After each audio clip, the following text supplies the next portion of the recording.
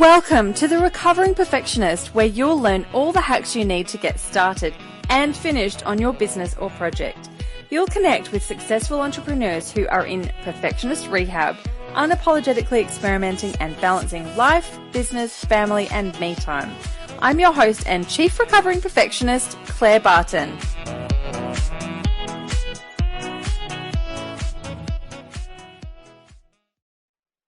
Hi everyone, it's Claire Barton and welcome to The Recovering Perfectionist today. I have got the amazing Verity Mansfield with me today, who is a coach and mentor, and she's breaking all the good girl rules. How are you going, Verity? Good, thank you. Thanks for having me. So good to have you. So just so anyone who's listening or watching at home, you can hear that my voice isn't 100% today. So apologies for the nasal man tones and all of that sort of thing. This is the best I've sounded in about 3 weeks. So I really just wanted to jump on and get back into the swing of it because I really wanted to chat with Verity. And today it's actually a perfect day for me to not do a heap of talking because I've been cyber stalking Verity for a while now. I guess you've kind of been on my radar for a couple of years. And pretty much every time that I see something that you put on Facebook or anywhere into the online world, I have this like total emotional response. And we talked about this last time, and like I feel so aligned to your message and everything. And for everyone listening at home, we actually chatted about a month ago or so just to chat about the podcast and what we were going to talk about and all that sort of thing. And it kind of got to the end of our conversation. We were talking for about an hour and I was seriously struggling to not cry because like everything that we were talking about just totally hit the nail on the head. And obviously I just felt so aligned to it. So I sort of got off the phone, had a bit of a cry. I was like, oh my God. And I also don't really talk very well when I'm crying. So it's actually quite a good day today. I'm just going to let you talk. I'm going to mute myself and sit here and sob.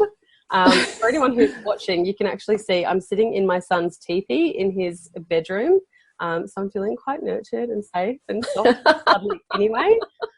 Anyway, so look, I do absolutely love your message, which is around, healthy and positive body image, and especially how that pertains to our daughters and our girls. And my little girl just turned 3, and as we chatted about the other week, that I watched Taron Brumfitt's movie Embrace probably a year and a half ago now, and it really hit home to me a lot of things, and it's very on message with kind of what you talk about and that sort of thing as well. So yeah, I'm just so excited to actually get the opportunity to chat with you about this because I think it is such a frigging important for our girls, but also for us as mothers and as women, and how all of that kind of interacts is just so frigging important. And I'm so glad that there's someone like you who's doing this work and spreading the love and all of that sort of thing. So anyway, without me continuing to carry on about how much I love you, you can tell us a bit about you and what you do and how you came across this whole kind of body of work. I don't even know if it's a body of work, this whole thing that you do. Tell us about you. I think it's a self-love journey. It just goes on and on. Yeah. So I guess how this all started was growing up, and I think this is why this resonates so beautifully with your own podcast about perfectionism, is this desire to be this good girl and for wanting everything to be perfect for my mother. My mum had a past history of domestic violence, and my older sister was very rebellious. So I was really, really aware of wanting to be this perfect child for my mum and always wanting to make her happy and doing everything possible so she'd never, ever have to be upset again. And I think I was about 8 years old when I made this solemn commitment, like at a seriously deep soul level. And I've pretty much paid for it ever since. And I remember, I guess, when we have this thrive to be perfect and to be good, it really becomes based off this fear of being bad or upsetting other people, not being perfect. And I remember growing up, and as my body was changing, comparing myself to other people, because when we compare ourselves, that's how we measure ourselves against the outside world to make sure that we are being good, that we are being perfect, that we're keeping up to everybody else's standards, that we're pleasing everybody else. It's this constant regulation of our behavior being measured against everybody else's, and it's exhausting. And so seeing all these images in the media as well about what being, you know, beautiful was. And it's interesting when we talk about the good girl, because a lot of people, you know, go into this description of, you know, she's tall, she's blonde, she's gorgeous, you know, she's intelligent, she's skinny. So even though the good girl is, you know, like honest and people pleasers, and we have all that side, there's also this visual side of this idea that we have in our head of this good girl. And I remember dyeing my hair blonde. Actually, my mum dyed my hair blonde, which is probably a bit creepier. And I, you know, was so obsessed about my body not being perfect. And I remember at one point saying to my mum, I hate my nose. Like, it's not the right shape. And I think I was about 13 or 14 years old and bawling my eyes out. And I went through a period of wearing black because apparently black was made you skinnier. And now, as a parent of 2 daughters, I refuse to allow them to wear black. I'm like, color, it's color in the house. So I used to wear a lot of black to try and make myself look smaller. I hated my nose with an absolute sort of vengeance. And I said to my mum one day, I just hate my nose. And I was in tears. And she turned around and she said, well, you know, plastic surgery, we'll get it fixed. And at that moment, I was 14. And at that moment, something clicked in my head where I was like, you've said the wrong thing.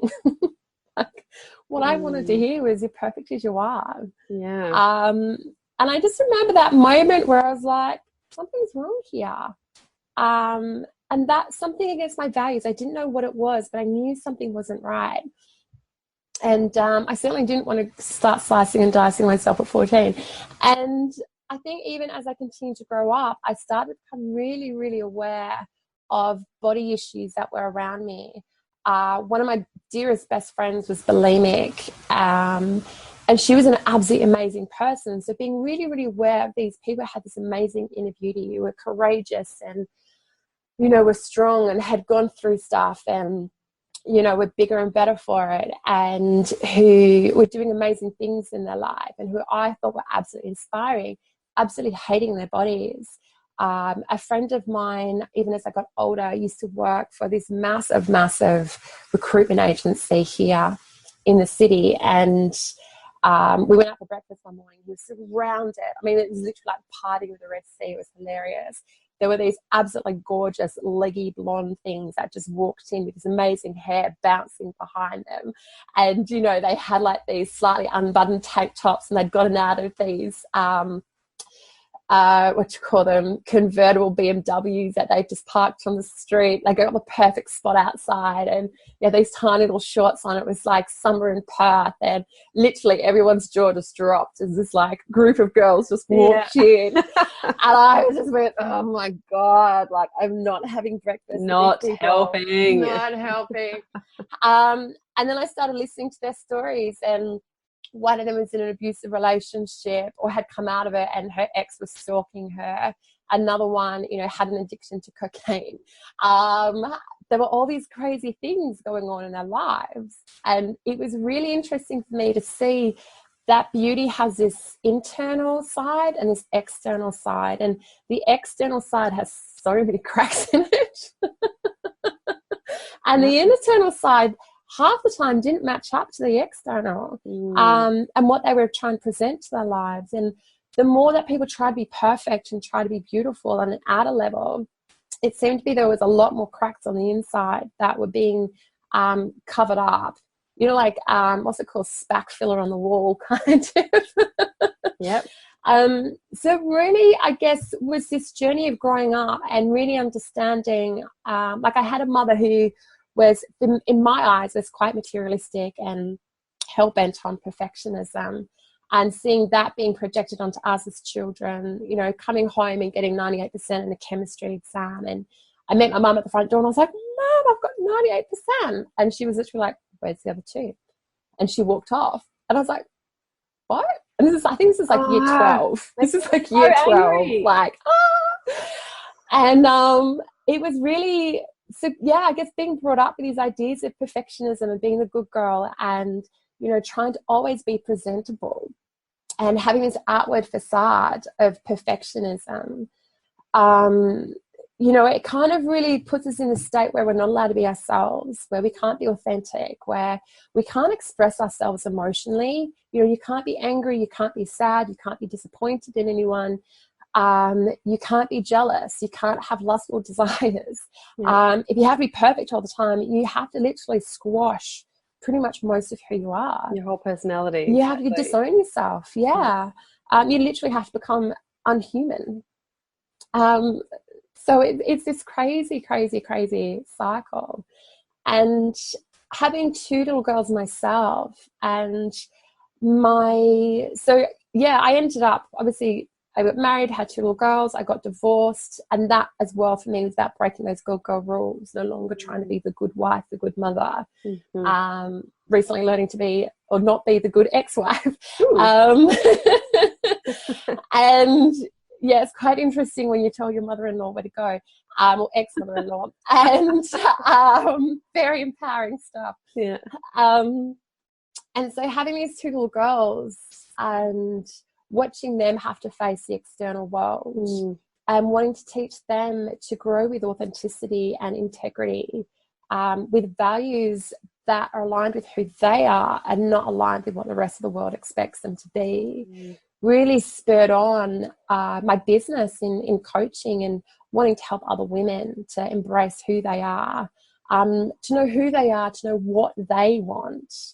Because a good girl never, ever addresses what she wants. We always address what everybody else wants. Yep. Going into that self-love and self-acceptance, which so much of that includes our body, because we just slice and dice it verbally on a daily basis. You know, looking at our fears and what it is that's holding us back, you know, and that fear around perfectionism, which is I'm not good enough. And looking at our mindset as well, like it's so important to really understand all of these aspects and to be able to bring them into a really safe place so we can start unearthing all of these untruths that we've been holding on to as truths and really find out who we are and what we want out of this world. And the beauty side of that is really important, you know, understanding what inner beauty is. And the girls and I have been running these mother and daughter workshops, which I absolutely love. And we talk a lot about what inner beauty is about. And we talk about things like intelligence and what it means for girls to be intelligent. That beauty, we completely reframe beauty from being this external thing to being something that's within ourselves. How do we have the ability to create beautiful moments for ourselves and for other people? For our children, you know, I've organised, whispering in case my girls are around, but I've organised whale watching for my daughter's birthday, and she's got no idea. She thinks she's going to school and she's not. And but it's how we create these beautiful moments in our lives and memories for other people. You know, that is what being beautiful is really about. How we impact those around us. Because I've got a 4.5-year-old son and a 3-year-old daughter, so there's 18 months and 1 day between them. And pretty early on, especially once my daughter was kind of, I don't know, 1.5, and she was into dressing herself and wearing the pretty dresses and all of that sort of thing, we noticed what we were doing. And we're super conscious about this. Like, we have these sorts of conversations all the time about, you know, if our son gets to go and mow the lawn, then our daughter gets to go and mow the lawn. Like, there's no men's jobs and women's jobs and girls and boys and all of that sort of thing. They're getting enough of that sort of shit from school, and we're trying to kind of break it down. But in some of the other stuff, we noticed that we were doing things like, say my daughter would get dressed in something, and I would say, "Go show daddy." I'm like, I heard myself saying it. What are you doing? Like, you're telling your daughter to go and get approval from a man. Like, and I'm like, stop doing this, Claire. What are you doing? And my husband realized as well at one point that we, and he in particular, was praising her a lot for, "You're so beautiful. You look really pretty. That's really lovely." Rather than saying, objectification. "You're so intelligent. You're so kind." Da, da, da. Yeah. So now it's like we catch ourselves, and with both of them, we'll say, "You're so beautiful, and you're really intelligent, and you're really kind, and you're very important." And we like kind of try and use these other things because, you know, as conscious as we are, we still accidentally do those patterns of communication to them, because I guess it's kind of what we've grown up with. And I think you know, trying to do it for our son as well. Like, we also want him to to have the self-love and that sort of thing, but to also appreciate women, but to give him the healthy body image. And I mean, he's actually starting school next year, but even at daycare that he goes to, he came home at one point and was like, so-and-so called me fat. And I'm like, are you serious? You're 4. Are we already doing this? You're 4 years old. And he's tall and skinny. Like, there's, you know, it's absolutely nothing. But obviously some kids heard it and then passed it on. And he's like, and he said something about, and this is going back 6 months. It's not an issue anymore, as far as I know. But I'm like, you're 4. Is this like, how do we get here? Can I just wrap you in cotton wool and keep you at home until you're like 20, and I'll just feed you all the actual information, and then you can go and deal with the world? But that's not a thing. Like, what do you do? It's not a thing. And I think this is what do we do with this? And I think this is where the marketing industry has a massive responsibility, and why it's so important for us as women to start reframing our own idea of beauty, what beauty is to us, so we can pass it on to our children. But I used to work for an international bridal company, and it was a massive, it was an amazing company. It was up there. And we used to hire like the best models we could get. We had makeup artists that had worked with Miranda Kerr. Like, we weren't playing small fry. And I used to get involved in a lot of the photo shoots. It was a great way of getting out of work. And we basically, you know, sat around, and if the makeup artists were bored, they'd make us up, and we got to dress models. And I've seen more boobs like this close to my face than anything else in my life. And it's so funny when you're trying to dress a model and you're kind of pulling this dress up her and you're trying not to get her boobs in your face. You're like, oh my God, more boobs. And we just constantly getting smacked in the face with boobs all the time. And these girls were amazing. They had engineering degrees and all sorts behind them. They knew their path. They had exit plans out of the industry. They were very, very fiercely intelligent women, which part of it was like, great. Boobs, brains, and beauty. Yeah, that's right. And the trifecta. Yeah. And I'm just going to go over here and eat some toast. And a carrot stick and water. Fry into my red wine. Yeah, it was so funny. And then after we were dressing these girls and getting to meet them and understanding them and having these beautiful conversations with them and, you know, we were really up close to them. And then a couple of weeks later, we'd all be, you know, proofing all of the shots and stuff with the marketing team. And there'd be photos all over the floor, and, you know, we'd walk in and we'd be sitting there as a group and going through each shot, what we liked, what we didn't like about it. And that was soul destroying. Yeah. Because we were literally like, she's not tall enough, she's not pretty enough, she's not slim enough, her butt's too big, we need to shape out, you know, more of her waist. Oh my God, her fingertips are blue. Like, we would have these girls in the middle of winter standing on beaches in like these, you know, bridal gowns that pretty much, you know, end at the bust, and you're not warm. And going blue in the middle of winter, and we're like, oh my God, she's blue. You know, her hair's not the right color. Her skin's not the right type. She's too exotic looking.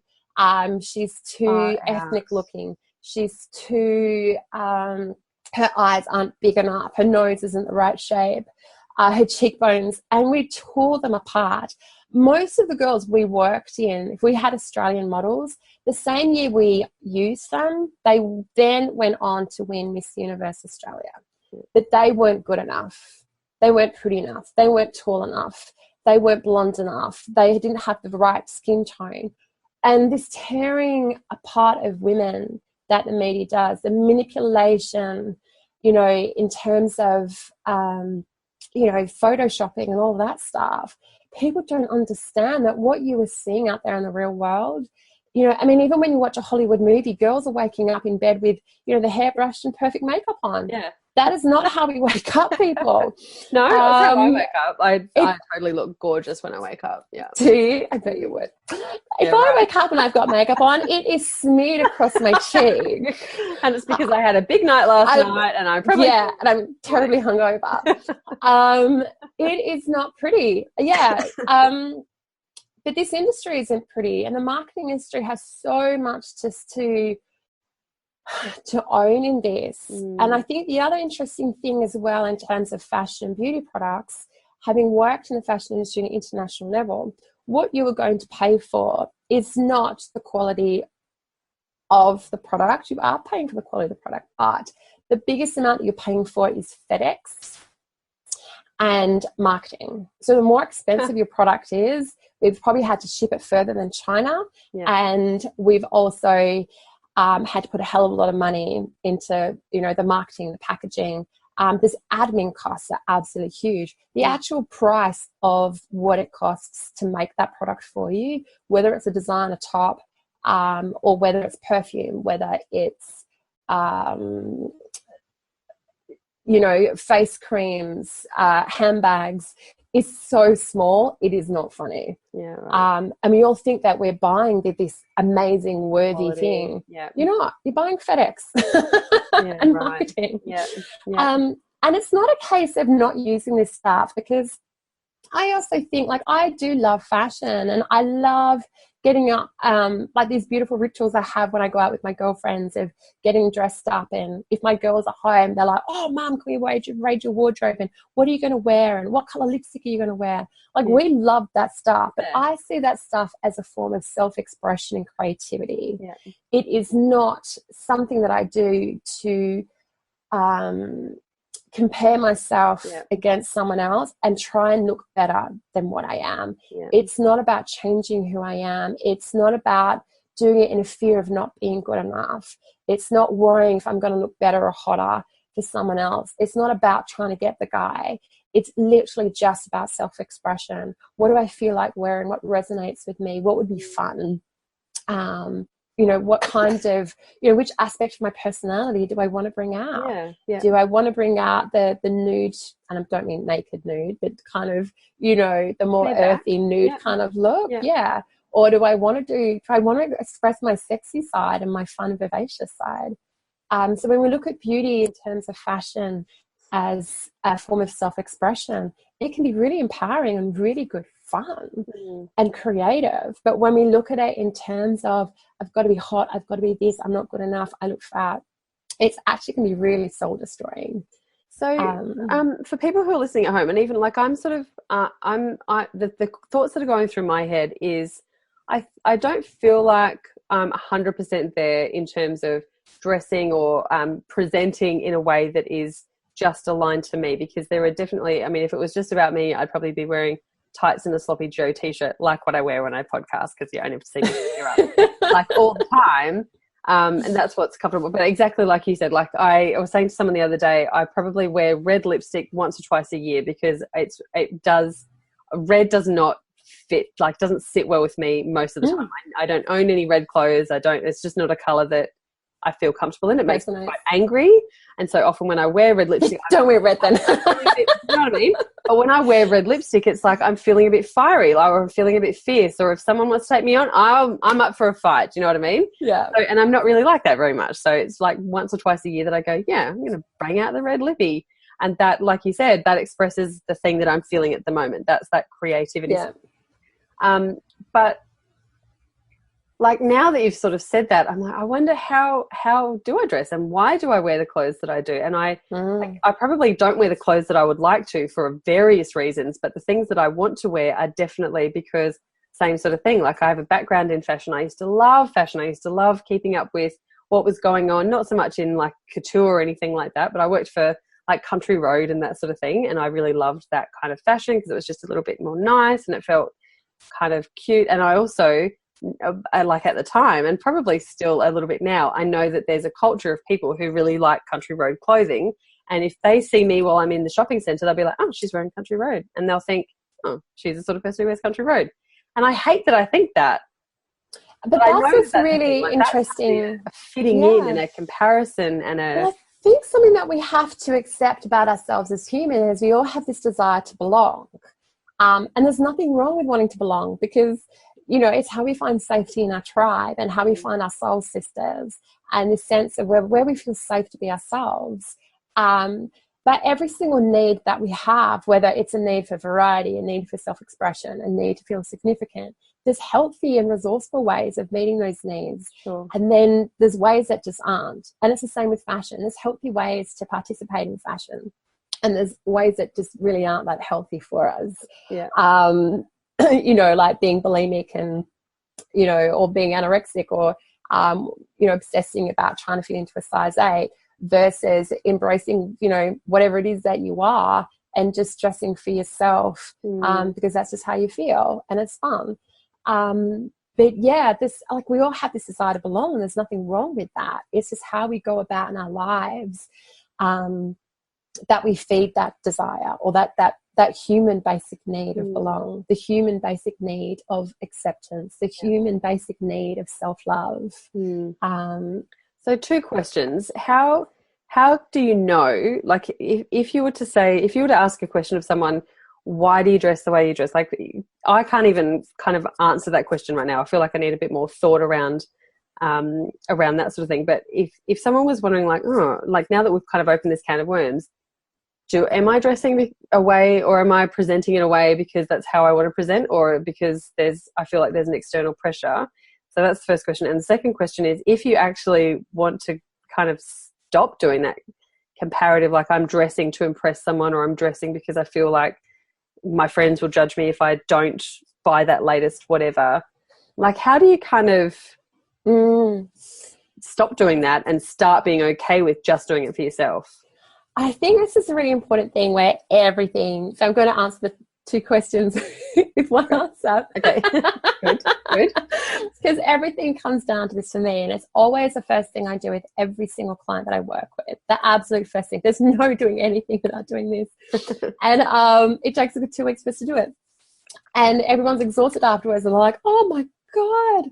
And it's like, well, it's exhausting because you've never done this before in your life. Yeah, sure. So the basic first thing is really about understanding the truths. So knowing what your absolute 5 core values are. We all have a good, you know, probably 1,000 values that we all hold as important to us. But what makes us so different, like, we all value connection, we all value love, we all value family, we all value adventure. But one person's going to have one of those at their top one, and it's going to be a, you know, number 400 deal for somebody breaker. else. Yeah.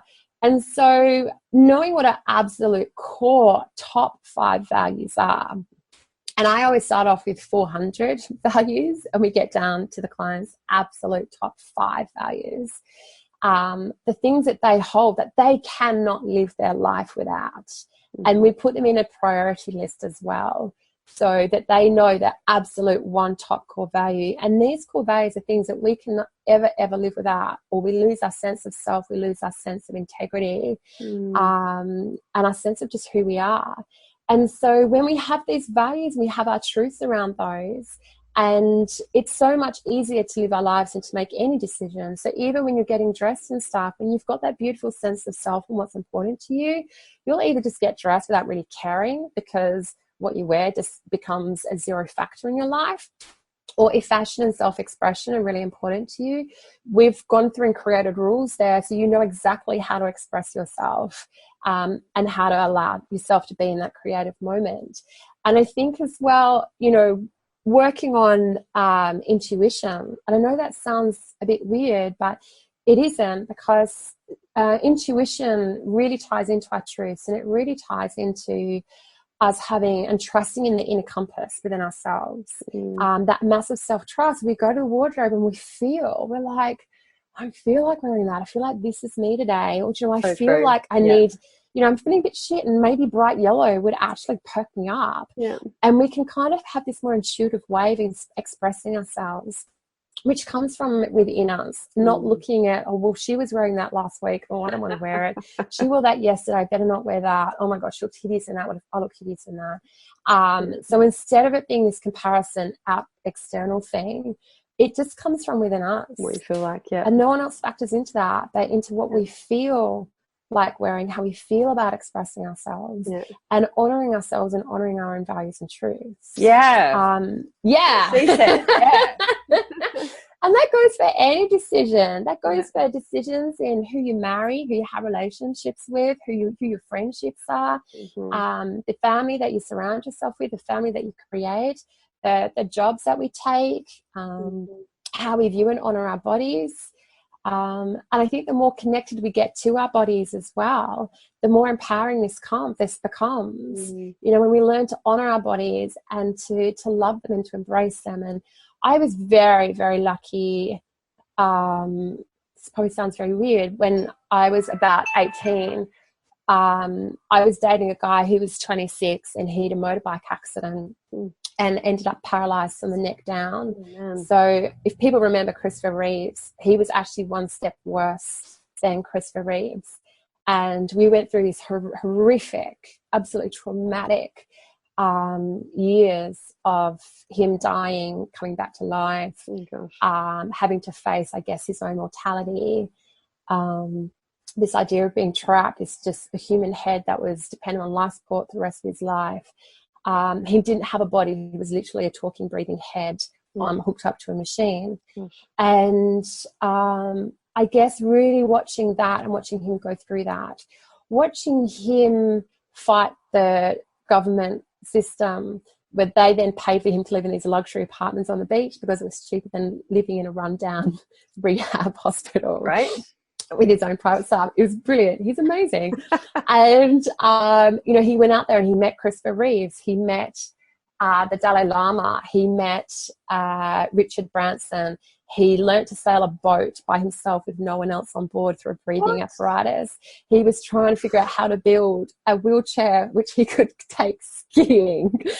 He was writing a book that he was asking me to help, you know, get all of his memoirs together. I like this guy. Yeah, he's effing nuts, honestly. And all he was a talking head.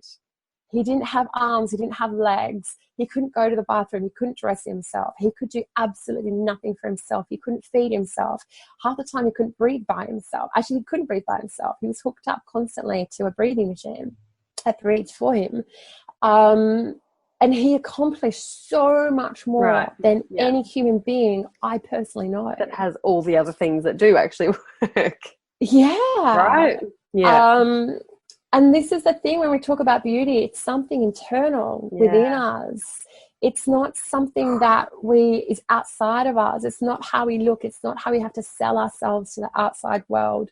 It's not something that our parents or our fathers or men have to validate us on and say, well, you're pretty, so, you know, you can come be my handbag. You know, and I've been there as well. I've been that girl who validated herself externally, and guys that just wanted you there because you were pretty on their arm, and they didn't really care about you. They didn't care about your needs. They didn't care about your business. And that stuff is soul crushing when you're like, I don't think you like me for me. I don't think you want me to be me. It's amazing. I think I've been blessed with so many different experiences to get to this point, and not all nice experiences, but some really tough, soul crushing experiences. But to draw that inspiration and then be able to pass it to my girls and to want to be that role model to my girls and help them to break those good girl rules, to help them to not be perfect, but to teach them to be brave, to have this, you know, generation of girls that aren't scared to put their hand up and say, hey, I think I know the answer, instead of going, oh my God, what if someone thinks I'm an idiot? What if someone laughs at me? We want brave and courageous girls. We don't want perfect, good girls.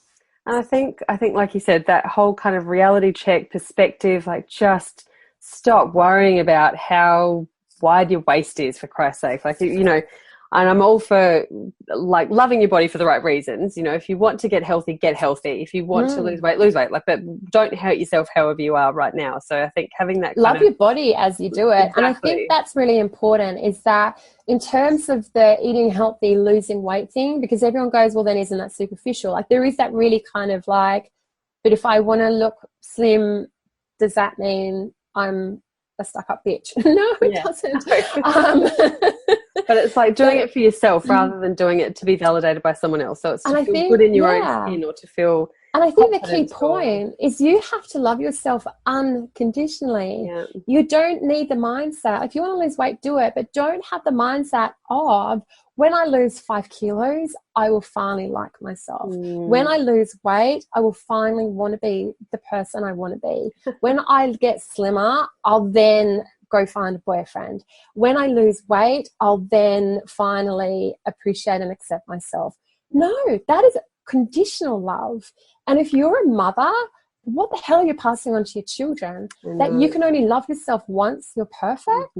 Love yourself now, fiercely, regardless of whether you've got 5 kilos to lose or 20 kilos to lose or what. And I think that's the important thing. We don't understand. We have to love ourselves unconditionally, which means loving and accepting yourself right here, right now, regardless of whether you're about to get kicked out of your apartment and homeless on the street, whether you're in the middle of a marriage breakdown, whether you've, suffering with obesity, eating disorders, whatever it is that's going on for you, addiction issues, whatever. You love yourself now 100%. Yeah. And you do it to honor yourself, not to destroy yourself. And not to say, I love myself, but actually doing it.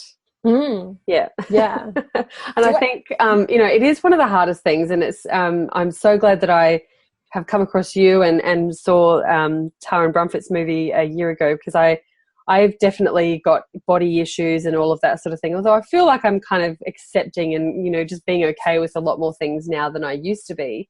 But things like the kids, if I'm getting in and out of the shower and they'll say, haha, your tummy's wobbly, and they'll like wobble my tummy, or I'll be lying great, aren't they? and like my boob will fall out the side of my t-shirt or something, like, and I have to be, instead of being like, oh, or jump on the scales and have a sad face or something, like I'm so much more conscious of it, which is actually quite therapeutic, I think, for me, because I'm consciously trying to not outwardly hate myself, which me internally not hate myself, because I'm telling the kids how like beautiful it is and how clever my body is and all that sort of thing, which makes me go, I have got a clever, beautiful body, So it's kind of a cool, and I think, when you were telling me about your workshops, which I'd love you to maybe talk about kind of how they work and that sort of thing, I was like, oh, that's clever. I see what you're doing there. I see what you're doing.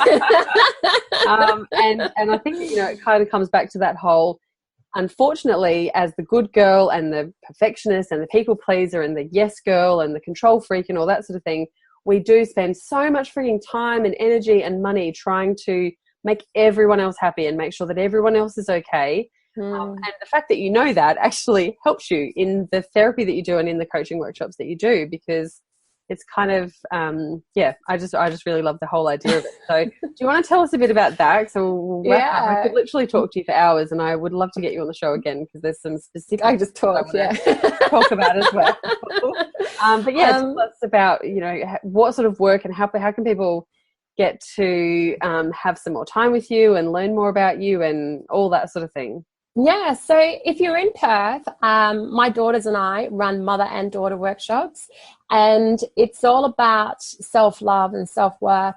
So we get the mothers and the daughters in, and we do spend an hour talking about self-love, beauty, reframing the idea of beauty, self-worth, and we get to look at our strengths and our weaknesses. We do this really beautiful exercise as well, where we get the mothers to kneel on the floor and look at their daughters in the eye, and they have to maintain eye contact, and they have to tell their daughters, 3 things that make them beautiful on the inside. And then we flip it around and we get the daughters to kneel in front of their mothers and to honor their mothers in 3 ways, and express gratitude for what they love about their mothers. And they're not allowed to break eye contact. And the mothers start choking up, they get a bit teary, and the mothers cannot hold the eye contact. And that is such a massive, powerful, sneaky little thing that we put in there. And because it just brings up so much stuff about self-love and acceptance and how we actually need to be the role models for our daughters. Yeah.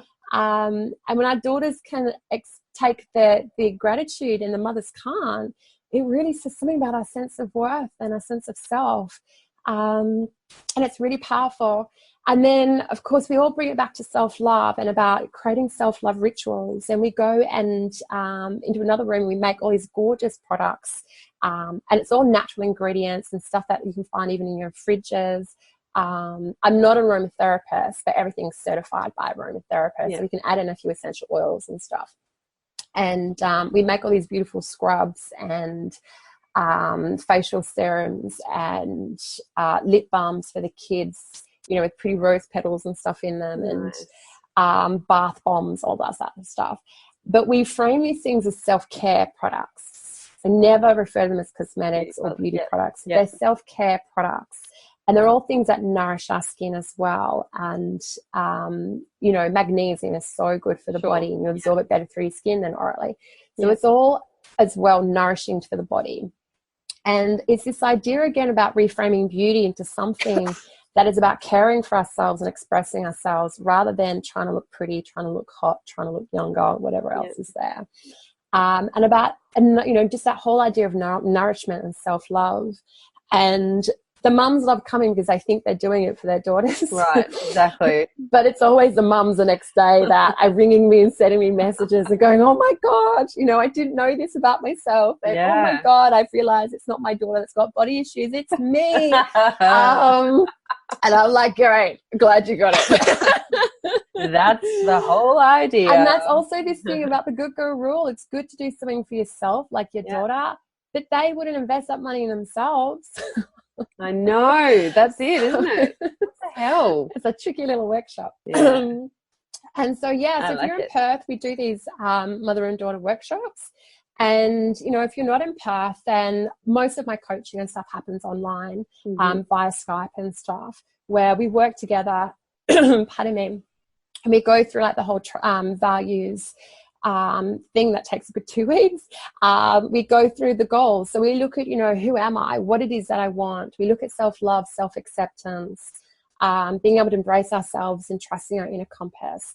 We look at, you know, clearing our fears, the things that hold us back and stuck in the past out of fear. You know, we look at how to empower ourselves. We look at clearing emotions like sadness and anger and grief and guilt, you know, all the shame and stuff that we have around our bodies especially. And not that these are negative emotions, but sometimes they're such big emotions that we're so scared to embrace because we think that they're bad, they don't fit into the good girl. But being able to break that power down that these emotions have over us, that we're in control of our emotions, not the other way around.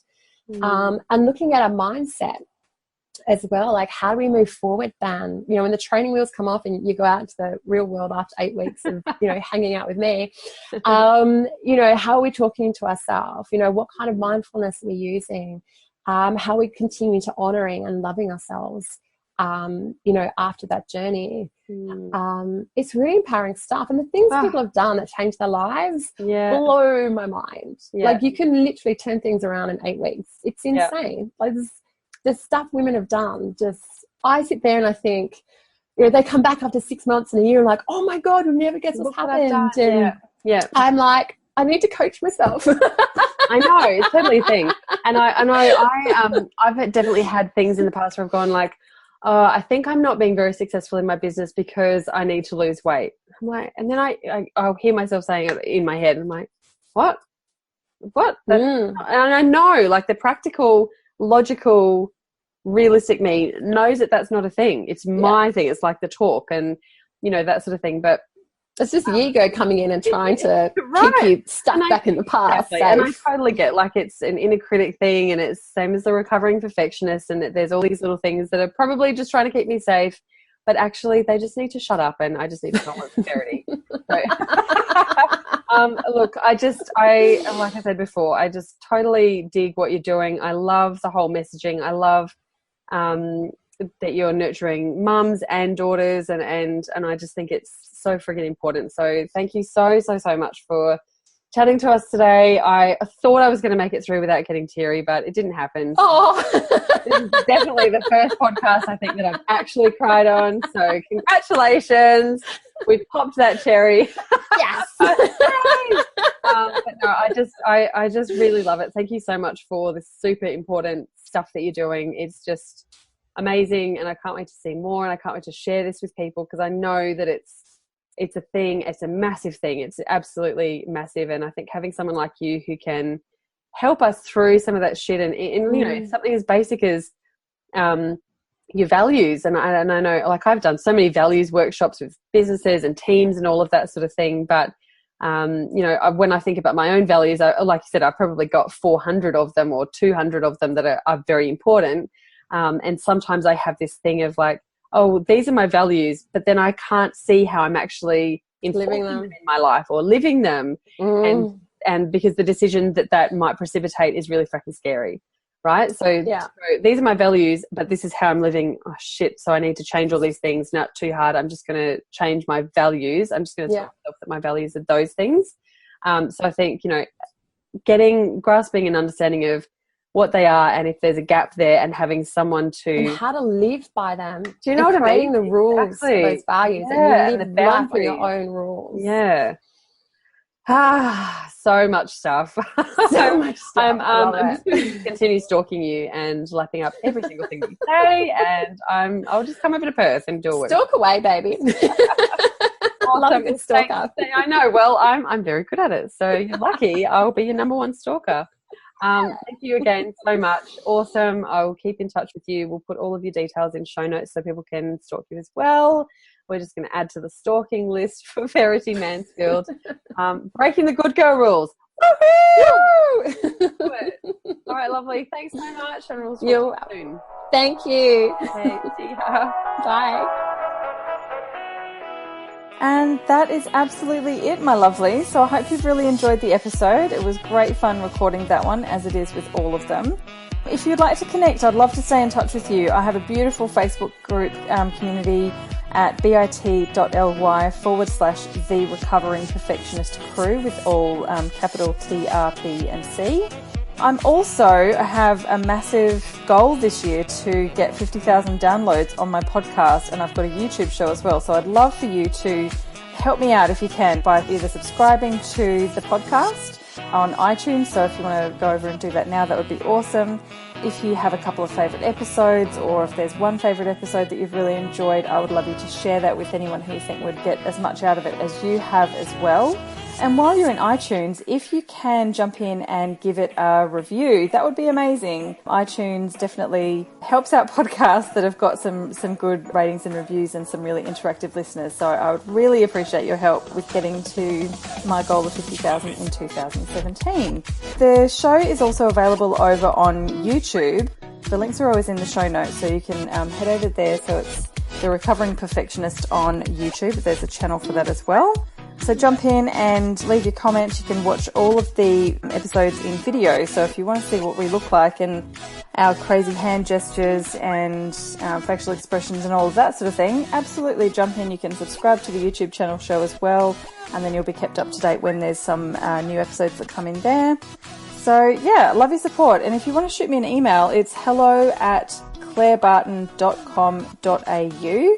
Always happy to receive your emails and open up a conversation.